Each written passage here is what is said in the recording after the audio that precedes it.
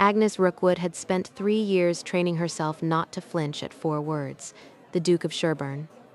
Tonight, for the first time since he broke their engagement without a single explanation, she was standing in his ballroom waiting to hear a footman announce his return to London society, and she intended to give the room nothing to gossip about when he did.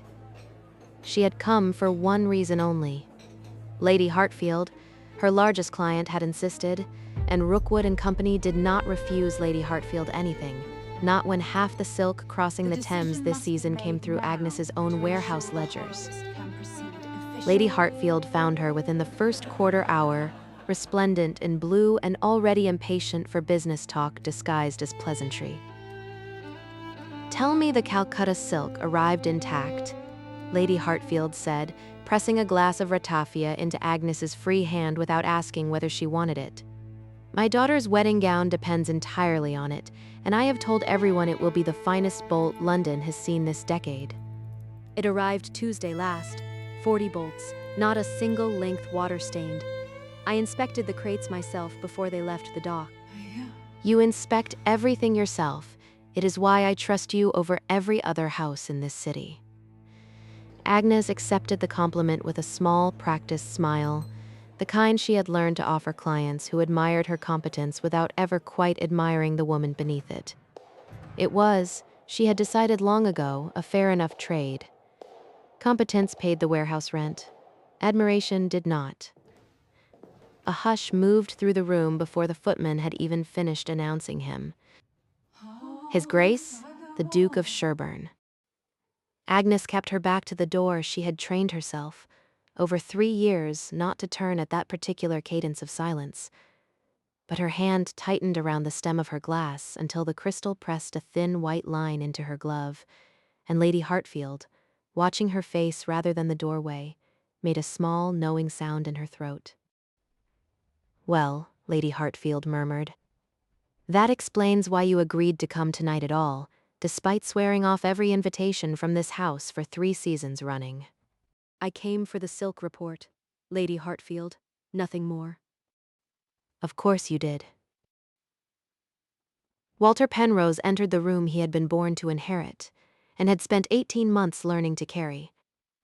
He was leaner than she remembered, the boyishness gone out of his jaw, replaced by something more careful.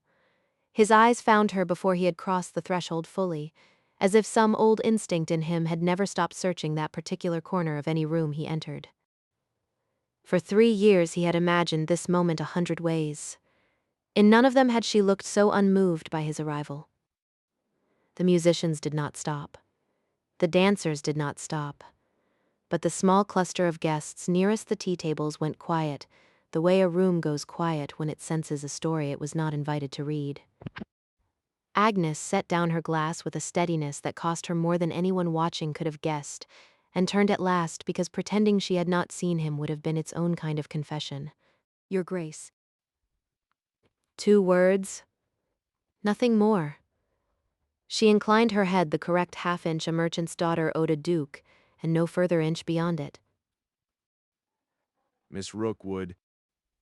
He said her name like a man setting down something heavy he had carried a long way, careful not to drop it now that he had finally reached the room where he meant to leave it. A ripple of whispered speculation moved outward from the tea tables like water finding the edges of a spilled glass. Everyone in that ballroom remembered the broken engagement of 3 seasons past, the sudden announcement with no explanation attached, the Duke's heir who had simply stopped calling. Nobody in the room had ever learned why. Lady Hartfield, sensing a conversation she was not meant to referee, murmured an excuse about the punch table and retreated with more speed than dignity strictly required. "You look well." "I am well. Rookwood and Company keeps me occupied enough that I rarely have time to look otherwise." Her tone stayed plain without cruelty, though the plainness itself was the blade. She had built something in the 3 years he had spent elsewhere, and she wanted him to hear that fact stated with the same plainness as a ledger total. Walter's mouth moved, almost a smile, though there was nothing easy in it. "I have heard. The whole of Bond Street speaks of little else this season. Rookwood tea, Rookwood silk. I'm told your aunt's old shop on Fenchurch Street would not recognize the warehouse you built from it. My aunt's shop is gone. I closed it 18 months ago and moved the whole operation to the docks, where the ships come in. It seemed foolish to wait for goods to travel to me when I could be where the goods already were instead. She watched something flicker behind his eyes at that, something that looked almost like pain dressed up as admiration, and she found she did not care to interpret it further. You did all of it without a single letter of introduction from anyone of consequence. I know because I asked more than once whether anyone had helped you. Nobody helped me, Your Grace. That was rather the point of learning how not to need help. The words landed harder than either of them expected, and for a moment neither spoke, the orchestra swelling behind them into a new set as though determined to fill the silence they had left open. If you will excuse me, Your Grace, Lady Hartfield is expecting my report on the spring silk shipment. She gave him no chance to grant permission. 3 years ago she would have waited. Tonight she turned at once, her skirts a decisive line against the polished floor, and left him standing where the whole room could watch her walk away. Walter let a long moment pass before he moved at all, absorbing the particular humiliation of being dismissed by the one person in London he had crossed an ocean of debt and silence to see again. She built all of that with nothing. The words left him quietly, meant for no one, though a voice answered him regardless. With nothing but her own 2 hands, from what I hear, said a passing gentleman he did not recognize, which is rather more than most men in this room can claim of their fortunes. Walter had no argument to offer. He had known in the abstract that Agnes Rookwood had prospered. What he had not prepared for was standing in a room with her and discovering that prosperity had made her a stranger, self-contained in a way that left no visible seam where he might once have fit. If it is clear, cloudy, or raining wherever you happen to be tonight, tell me in the comments before we continue. I always like knowing what kind of sky people are listening under. Now back to the ballroom, where the real storm was only just beginning to gather. Across the room, a man Agnes had hoped never to see again had been watching the entire exchange from beside the card tables, a glass of claret untouched in his hand. Josiah Fenwick had the particular stillness of a man cataloging weaknesses for later use, and he had just watched a duke flinch in front of half of London. He said nothing yet. He only watched, and smiled the small, patient smile of a man who believed every story eventually bent back toward him if he waited long enough. Supper was announced within the hour, and the seating, arranged weeks earlier by a hostess who had no notion of the history she was disturbing, placed Agnes directly across from Walter at the long table, close enough that avoiding conversation would have drawn more attention than enduring it. Agnes unfolded her napkin with great concentration, as though the linen required her full attention. This seating was none of my arranging, if you're wondering. I was not wondering. I assumed a duke had better things to occupy his correspondence than supper arrangements. A footman set the soup before them, and for several minutes neither spoke, the clink of silver against porcelain filling the space where words might otherwise have gone. Walter broke first, unable to sustain the silence past 3 courses. Tell me about the warehouse. Truly, not the version Bond Street repeats over cards. Why should I tell you anything of my business, Your Grace? Because I find I would rather hear it from you than continue imagining it badly, alone, for however many more years this particular punishment is meant to last. Something in his voice, raw beneath the polish, made her pause with her spoon halfway to her mouth. She set it down. It began with 40 pounds my aunt left me, and a shop nobody wanted to buy, in a street too far from the fashionable warehouses to attract respectable custom. I spent the first year learning which captains would extend credit to a woman who paid on time, because the ones who would not extend it at all outnumbered the ones who would by a considerable margin. And the ones who would. Became my whole trade. I built the entire company on men willing to be paid promptly by someone the rest of London considered beneath serious business. It turns out reliability is a rarer commodity than silk, Your Grace. I happen to have an abundance of it, with nothing better to spend it on. The barb was gentle but unmistakable, and Walter absorbed it without flinching, which surprised her more than she wished to admit. I deserved that. Wounding you was never my intention. It happens to be true. That is all. Their knees brushed beneath the narrow supper table as the guest beside Walter leaned across him reaching for the bread, and neither of them moved away quickly enough to pretend the contact had not registered. Agnes felt the warmth of it travel up through her entire arm against her own better judgment and busied herself with her wine to disguise the color rising in her face. If you would like to know how deeply this hurt her, watch what she does next, rather than what she says, because Agnes Rookwood had long ago learned to keep her voice steadier than her hands. After supper, the company drifted back toward the ballroom in loose clusters, and Agnes found herself pulled briefly aside by Lady Hartfield's daughter, eager for opinions on wedding silk trim, which gave Walter the excuse he needed to remain nearby without appearing to linger. It was in that lull, while Agnes was occupied with swatches of ribbon, that Josiah Fenwick finally made his approach, positioning his considerable frame so that her retreat would require an obvious rudeness once she turned to find him there. "Miss Rookwood," Fenwick said, with a smile that did not reach any part of his face above the mouth. "How prosperous you have become. I confess I did not expect it, given how the Rookwood name stood 3 years ago." Your meaning escapes me, Mr. Fenwick. "No," he said. "I imagine you are not." He let the silence sit a moment, savoring it, before he continued in a voice pitched low enough for only her to hear. "Your father's old townhouse on Marlow Street, the one your warehouse ledgers are still registered against? For tax purposes, I believe. It would be a shame if certain old debts attached to that address came suddenly due, at a moment so inconvenient to your shipping season."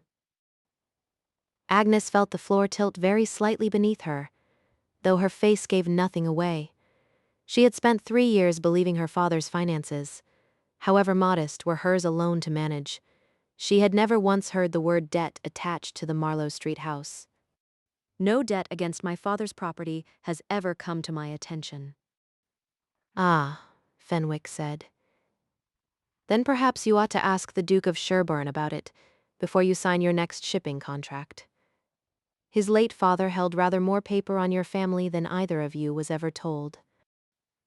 He inclined his head with mocking correctness and moved back toward the card tables, leaving Agnes standing very still amid the music and the candlelight, a cold new question opening beneath everything she had built.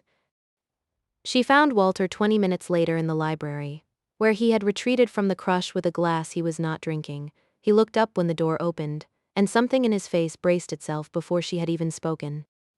What debt did your father hold against my family? The directness of it seemed to knock the air briefly from him. He set the glass down on the mantel with careful precision, as though precision might delay the conversation he had spent 3 years dreading and 3 years, in his own clumsy way, working to make unnecessary. Sit down, Agnes.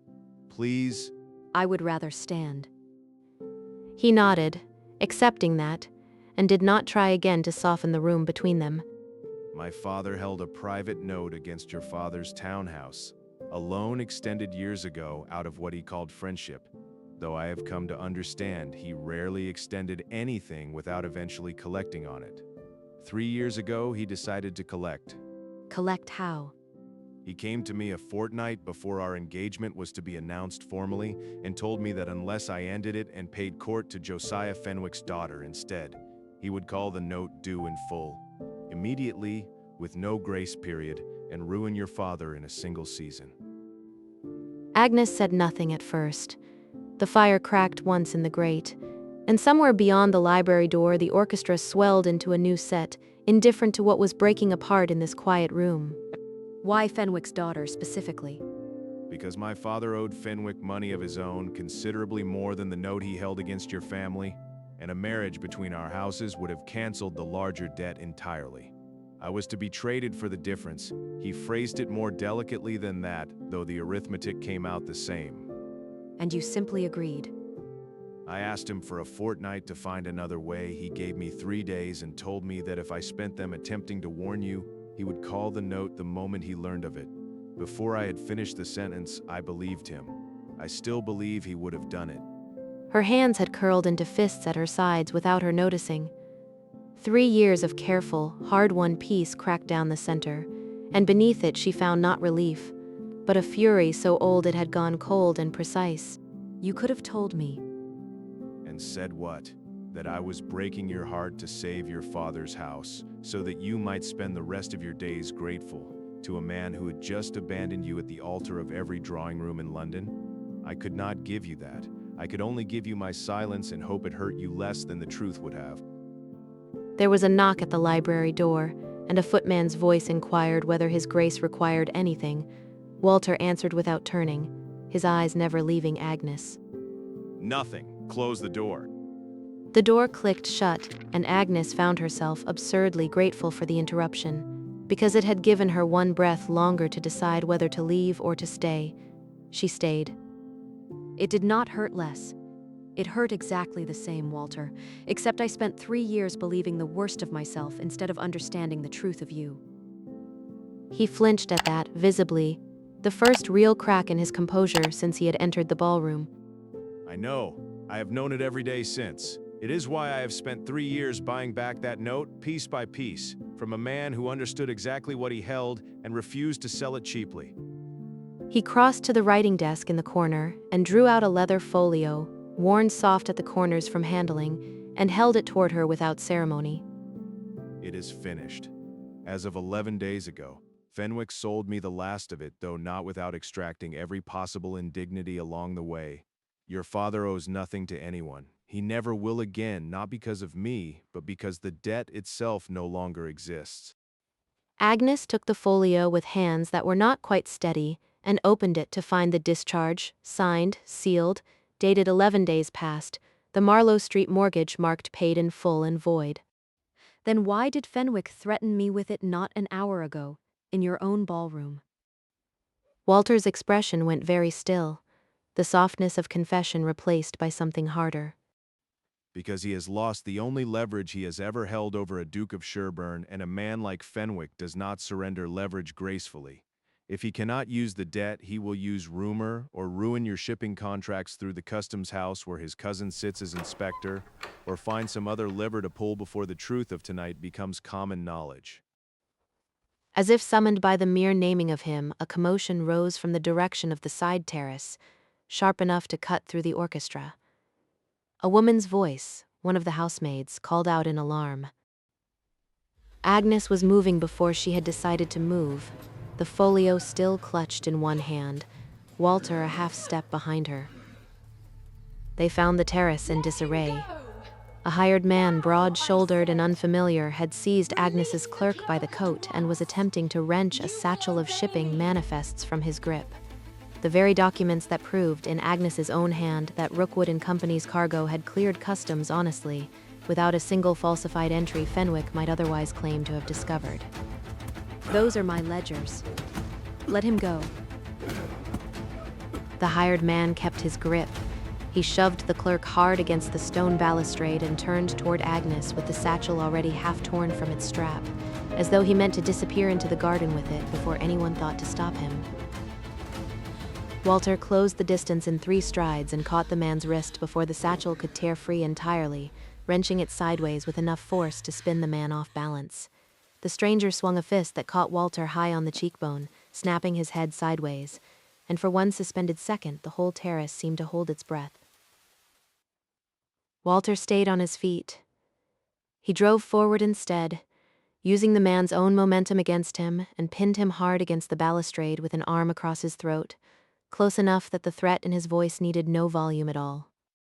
You will drop that satchel, or I will have you before a magistrate within the hour, and I promise you Josiah Fenwick will not spend a single shilling defending you once you're caught. The man's grip loosened. The satchel dropped. Agnes was already there to catch it before it struck the stone. Clutching the manifests to her chest with both arms, her breath coming fast, her composure gone at last. 2 footmen arrived at last, summoned by the clerk's shouting, and hauled the stranger away toward the mews to be held for the constable. Walter released his grip and stood a moment with his knuckles bloodied and his cravat torn loose, watching Agnes gather herself against the terrace rail. Are you injured? Not meaningfully.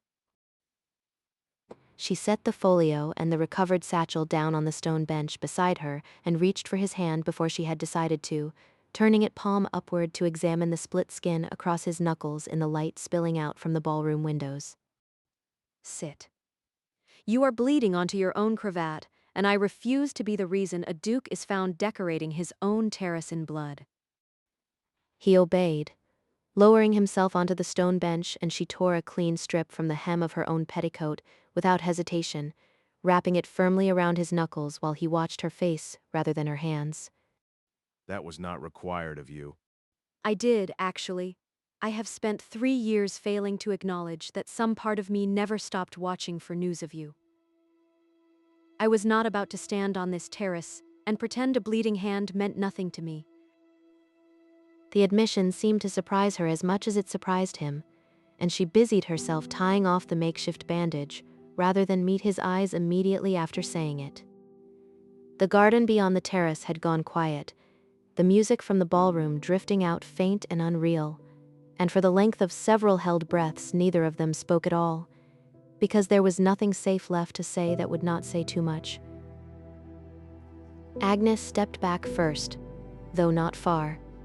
A small, wary voice inside her, the same one that had kept Rookwood and company solvent through 3 difficult years, refused to let the moment pass entirely unexamined. I want to believe every word of this. I am aware that wanting to believe something is not the same as it being wise too. I'm not asking you to set aside your judgment, Agnes. I'm asking you to weigh it against 11 days of paper in your hands and a bloodied knuckle you bandaged yourself not 5 minutes ago. Judge the evidence, not merely the man who failed you once already. It was, she thought, precisely the sort of answer the old Walter would never have given her. The old Walter would have pleaded. This one set the facts before her plainly and let her decide, as though her judgment were a thing to be respected rather than managed. That, more than anything he had said all evening, was what loosened the knot behind her ribs at last. This is not finished. Fenwick will not simply retreat because one hired man failed him. No, which is why we are going to finish it properly tonight, in front of everyone who watched him corner you an hour ago. He held out his hand, not as a suitor requesting a dance, but as a man asking a business partner to walk back into a room together and end something before it could begin again. Agnes looked at his hand a long moment. Then she looked at the discharge still folded inside the leather folio beneath her arm, at the manifests proving 3 years of honest work built from nothing but her own persistence, and she took his hand, not because she needed him to walk beside her, but because she had decided, in that instant, that she wanted to. They returned to the ballroom together, and the room noticed immediately, the way a room always notices the precise moment a story changes shape. Fenwick was still near the card tables, his smile faltering slightly as he took in Walter's torn cravat and Agnes's set jaw. Walter let his voice carry this time.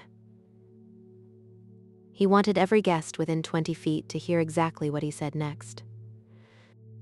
Fenwick, I believe you owe Miss Rookwood an explanation for the man you sent onto Lord Sherbourne's terrace tonight to steal her shipping manifests. The nearest dancers slowed. The orchestra faltered mid-phrase before recovering. Fenwick's composure cracked visibly, color rising up his neck. I have no notion what you mean, Fenwick said, though his voice had lost its earlier certainty.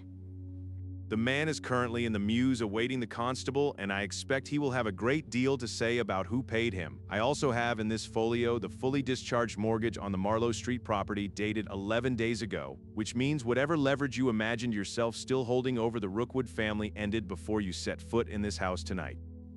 A murmur ran through the assembled guests, sharp with the particular delight London reserved for a public reckoning. Somewhere near the tea tables, Lady Hartfield's voice rose above the general noise, sharp with genuine outrage rather than idle gossip. Every bolt of silk in my daughter's wedding gown came through Rookwood and Company, Lady Hartfield announced to no one in particular, and everyone at once, inspected personally, paid for honestly, delivered without a single dishonest entry in the customs record. I should like to know what Mr. Fenwick imagines he has discovered that the rest of us have not. Fenwick's gaze darted toward the door, calculating an exit that no longer existed for him with any dignity intact. You threatened a woman who has built an honest fortune from nothing, using a debt that no longer exists, because you could not bear that a duke's silence 3 years ago was never about your daughter's merit, but about your own willingness to ruin an innocent family for advantage.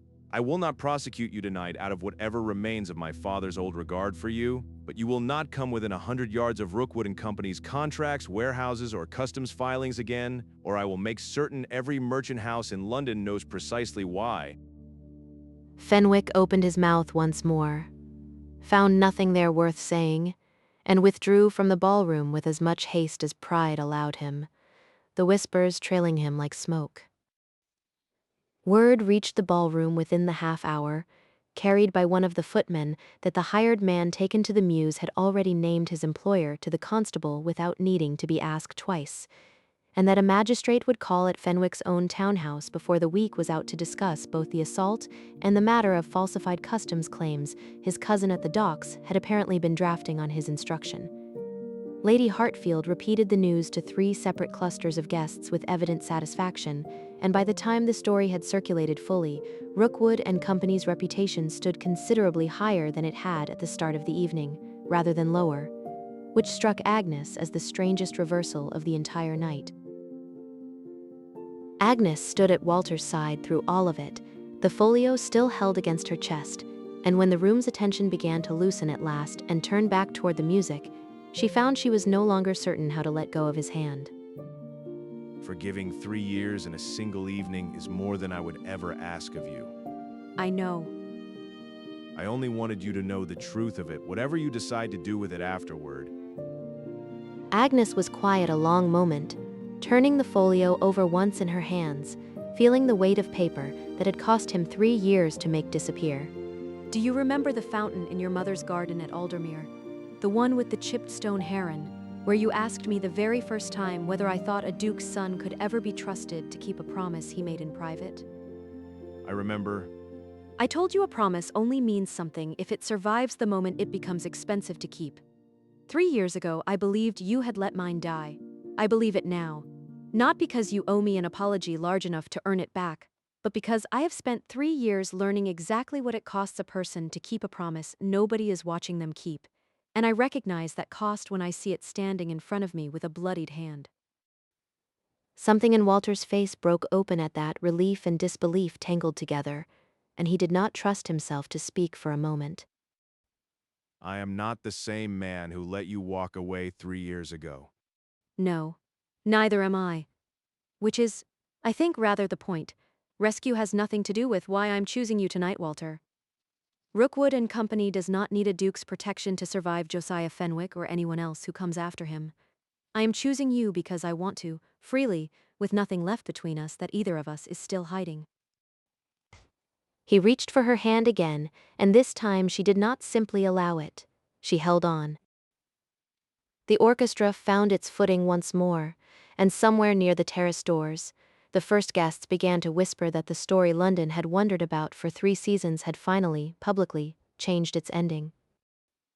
I knew a woman once, in a small port town not unlike the one where Agnes built her warehouse, whose name I'm trying now to recall.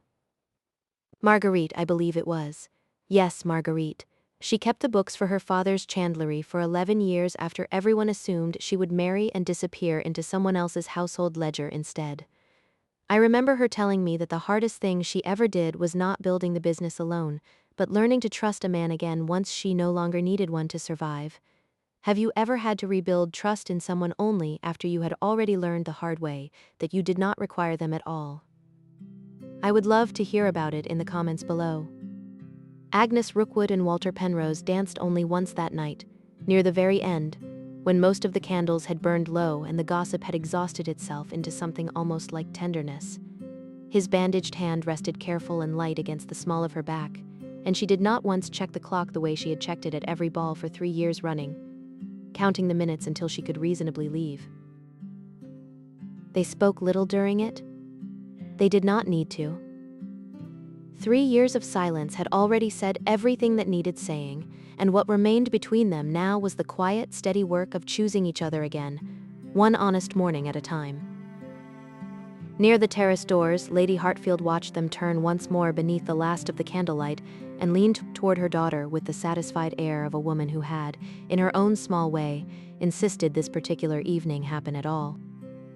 "I always said that girl had better arithmetic than half the merchants in London," Lady Hartfield murmured. "It appears she has finally found a duke honest enough to be worth the sum." Outside, the London night had turned clear and cold, the kind of sharp starlit cold that made the walk home feel like its own small mercy, and somewhere beyond the tall windows a church bell began, faintly, to mark the hour.